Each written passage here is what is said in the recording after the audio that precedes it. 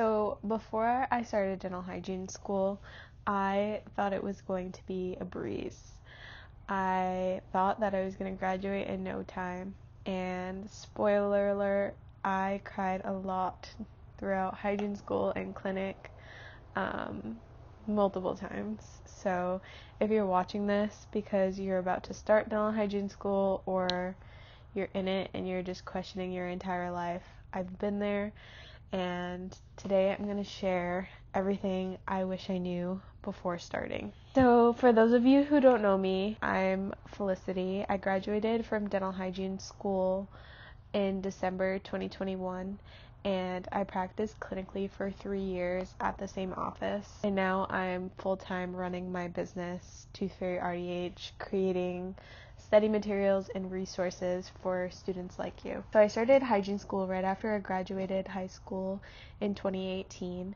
And trust me, I've been through it all. Prerequisite struggles, COVID, clinic chaos, imposter syndrome, burnout, you name it. And honestly, the hardest part for me wasn't even hygiene school, it was getting there. Taking prerequisite classes almost broke me. Going from high school to taking college chemistry, organic chemistry, biology, microbiology, it felt like getting hit by a train, especially because I wasn't interested in the classes at all, and I didn't know how to study for classes that I didn't care about.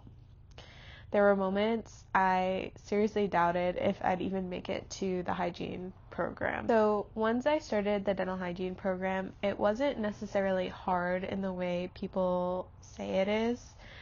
It was just a lot. So there were a lot of classes, a lot of information, a lot of tests, and a lot of patient requirements all at the same time. The good thing was I wanted to learn more about dentistry, so it made it easier than the prerequisite years, but also the pressure was real because you couldn't fall behind when you're in dental hygiene school. Because I was in school during COVID, it was really difficult to find patients because the school is basically empty. It was just basically anybody who had clinicals had to be on campus, but everybody else was taking classes from online. So finding patients was nearly impossible. Some days I'd sit in clinic for 8+ hours just scaling a typodont, and I thought I was losing my mind. So crying in clinic is totally normal. I did it multiple times, and sometimes even during clinic with a patient in my chair, because I was suited up with all of the COVID gear with the masks. Nobody could even tell, but I was just crying through my mask while I had a patient in my chair, because you're just exhausted. You're working. Some of us are working jobs just to pay the bills. You're running on caffeine and stress, and then an instructor will make one small comment, and suddenly you're in the downstairs bathroom just trying to pull yourself together. So hygiene students, I see you. And if you think that being a dental assistant before school will make it any easier, I was an assistant too, and trust me, clinic will still humble you. From learning how to find and remove calculus to figuring out how to hold a mirror, it's just a brand new skill set, and it takes time, it takes practice, and it will test your patience. You just have to not give up on yourself so easily, and for some people it will come more naturally than others, so you can't really compare yourself to other people in hygiene school. You just have to do your best and don't worry about other people. So just a quick funny story. Well, it's funny now. It was not funny in the moment. A year into school, I was doing my first SRP, and I had already done one side of the mouth, so I think they were doing, let's say, the left side, and I was supposed to anesthetize the left side, but I ended up doing the right side again. That was already clean.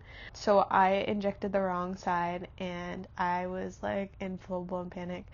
I politely excused myself from my bay, and I quietly told my clinical instructor, and they helped me calm down, and then I ended up doing the other side because I didn't give that much on the left side, but it really had me considering dropping out right there. So yeah, I told you that story because we all have moments, and we all have our moments. Time management and mental health were huge for me.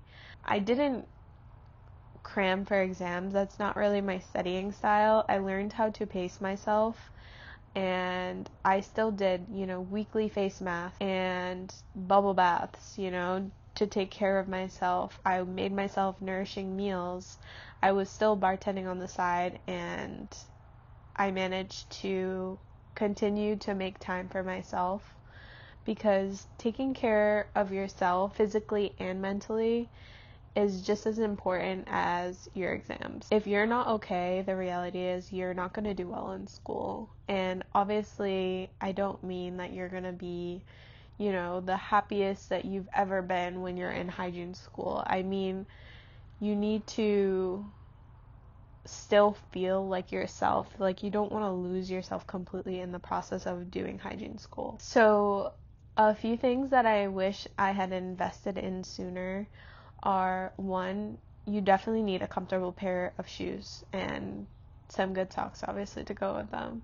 And you should always have water with you in clinic. I can't tell you how many times I came home with the most excruciating migraine because I wasn't drinking water throughout clinic. You need to make sure you make time for yourself, even when you're in clinic and you have a patient in your chair. And loops, which is a requirement for almost all, if not all, dental hygiene schools.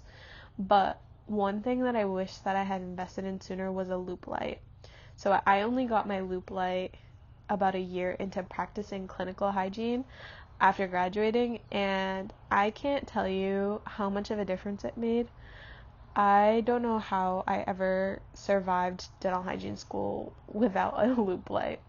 And that was like the one big thing that I always messed up during my instrumentation tests, was that I didn't adjust the mirror based on if I was working on the maxillary or mandible, and they took points off. But if somebody had a loop light, then they didn't really check if you were moving the light. So I say get the loop light. I know that it can be pricey, but it's so worth it, and you're gonna want it when you go out into the real world. Something to expect, we all try to avoid it, but it's going to come in waves, is imposter syndrome. So even after you graduate, this is something that's super common in dentistry, and probably for most of healthcare, to be honest, because you go from, being observed all the time when you have a patient in your chair to basically doing it on your own. So your first day seeing patients as a hygienist will feel absolutely terrifying. Same thing with your first injection on a patient without being supervised. But here's the thing, confidence is everything in dentistry. So you have to go in like you belong there, even if your heart is racing. You've trained for this, you've studied for this, and you are ready even if you don't feel like you are. So keep that in mind. Try your best to be confident, because patients will break you apart if they feel any inch of nerves when you're working on them. So just be mindful. So would I do it again? 100%. I actually miss school. I miss learning. I miss making study guides, which is actually funny because that's kind of what I do full time now. But dental hygiene truly gave me stability, and it opened doors, and it gave me the foundation to build a business and create a life that I truly love.